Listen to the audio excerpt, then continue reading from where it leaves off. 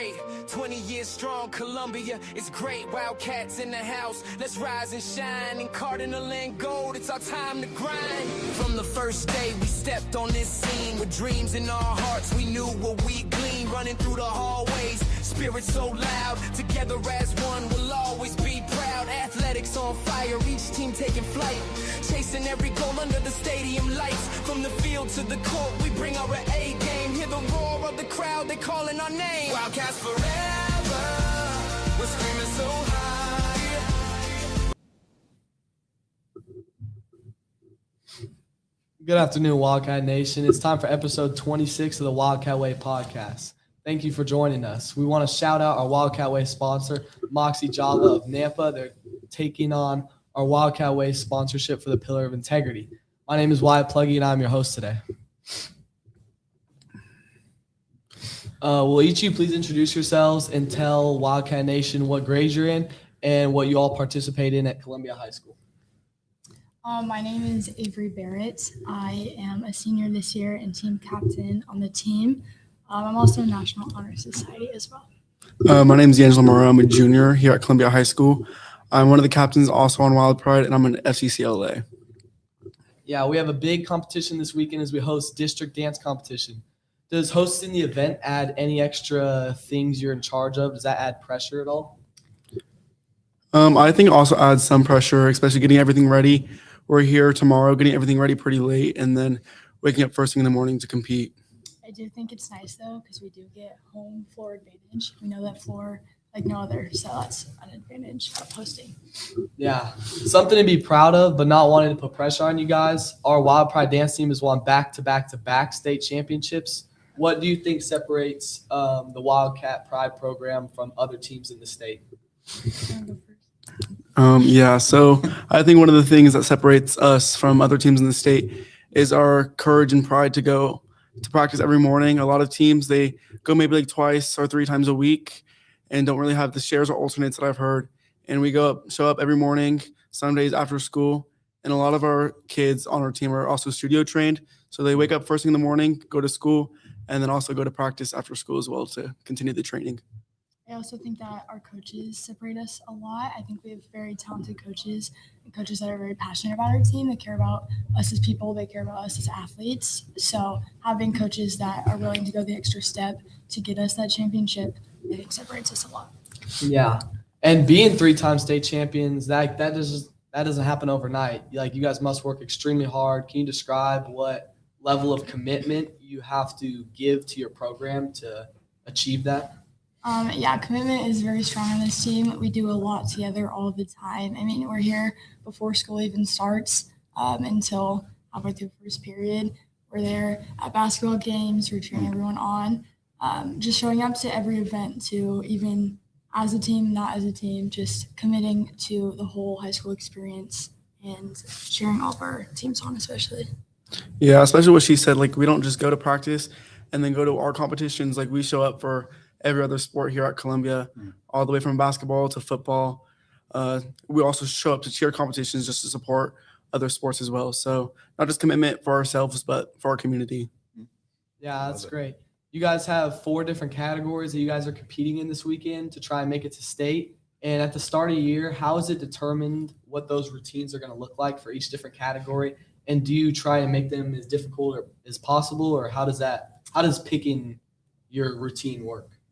So we have choreography camp every summer. We kind of get together. We look at a lot of the tricks that are almost like required to be in a dance that require like extra points for military. We have a headstand for hip hop. We have like a hip hop head spring. Just different like aspects of a dance that make it. We try to make it as difficult as we can. We kind of evaluate over the fall and the winter to change what we don't like or want to fix. But yeah, we try to make it as difficult as we can. So obviously at the beginning of the year, it is not as good as it is in the winter. Things do look a little rough in the summer, but we always get there. Yeah. And then also another thing that we do is we let our people that maybe don't have our required tricks, like a headstand, we have a thing called an alternate. So every morning they're in the back of the routines, in the back of the gym, trying, and usually towards the end of the year, towards districts and state, that they have a chance to go into one of those dances because our team works extremely hard to get as best as they can for our team. Yeah. And how many times do you think you have to perform that routine before it feels competition ready? Like if you had to give an estimate, or is it a time period? Or practice? I don't really think there's like it ever feels like fully competition ready. It gets better each time for sure. Every time we perform, practice. But I don't think in dance there's really a perfect, because you could always get better.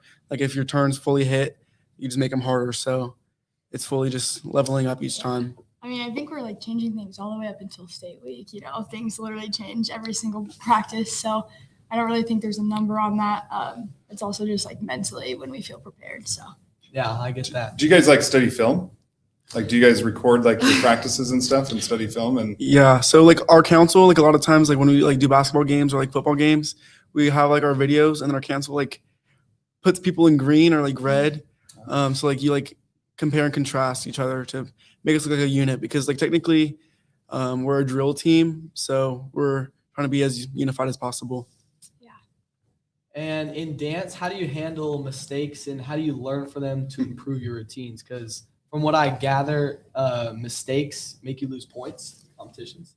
Yeah, mistakes definitely aren't ideal, but we also use those as undefining terms. They don't define you as a person. We just get back to the gym. We change things. We go to the studio. We put extra time in.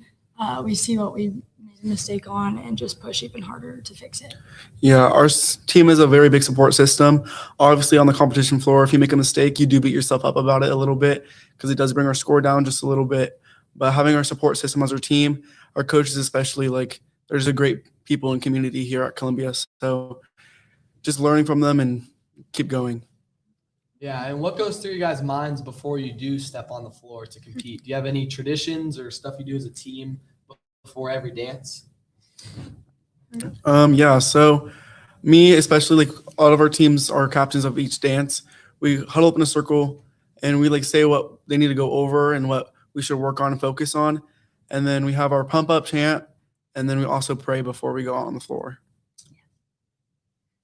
And how does trust in being a true teammate factor into Wild Pride dance team? Trust is really big on our team. I think it comes in a lot of different ways. Trust in each other, because we need everyone to be on their best. On comp day, we trust that they're going to give it their all because you're going to give it your all, but also trust in our coaches because they know what they're doing. And no matter if it's personal, no matter what's going on, they always do what's best for the team. So just trusting that it all will work out the way it's supposed to, and trusting that we will all work as hard as one of each other.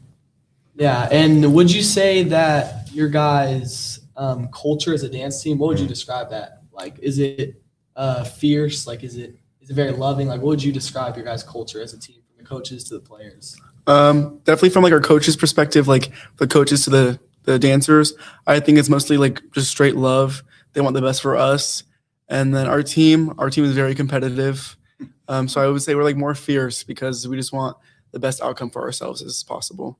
It's also nice though, because we can all as a group step away from our team and just be friends and like have bonding, so we can go out and on each other away from the team, which is really nice because it's nice to be in the gym early in the morning with people that you actually like. Yeah, and how has being on this team changed you as a person? I'm team captain this year, and it's definitely a lot different, like stepping into this position of leadership. It's taught me so many life lessons, like from my freshman year to now. I'm still learning them. It's just taught me to like love my teammates, love my coaches, life lessons on how to fix your mistakes mentally. Like, I don't know, I think it's been the best experience of high school so far. Yeah, most definitely the best experience of high school.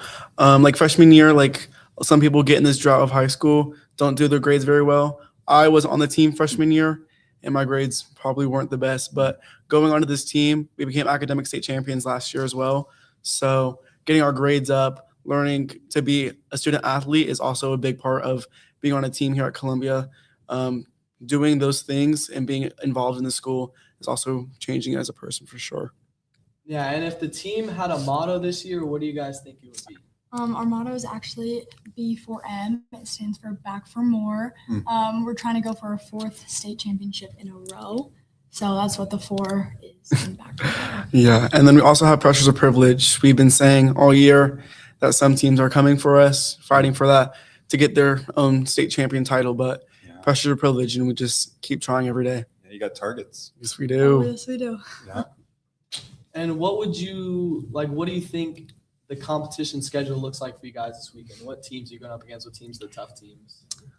We start around 8 a.m. Or like 8:50, and then it goes all the way until 4 with all of our different categories in between. There's a few teams that we have our eyes on, but it's all friendly competition. We're all friends outside of the team. So, yeah, it's interested for that. Yes, it's probably, I think the D3 district is probably one of the toughest districts to go into because it's probably the best dancers in the Valley, all in separate teams. And like she said, like we're all friends. So it's definitely fun going against your friends. But the D3 district is probably one of the hardest ones.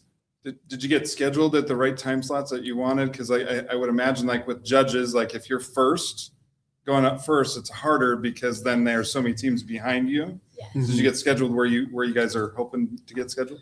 I would like to say so, yeah. But even like with what our coaches say is like if we've been for first, don't give them a reason to forget us. So just got to be our best that we could possibly be. All right, Wildcat Nation, make sure that you get out to Columbia on Saturday and support and cheer on our Wild Pride dance team. Also, our girls basketball team is playing in the district championship game at ICCU Arena in Boise at 8 p.m. Let's pack the stands and be there for our girls. Students and parents, we are wrapping up the second trimester. All NCAA forms need to be turned in ASAP to receive credit in courses. Our last time for time session meets on Friday from 7 to 11 at Columbia. Try to clear up all NCAs and regain credits. And finally, course selection for choosing courses to take for next school year concludes next Thursday, February 19th. Have a great weekend, Wildcats.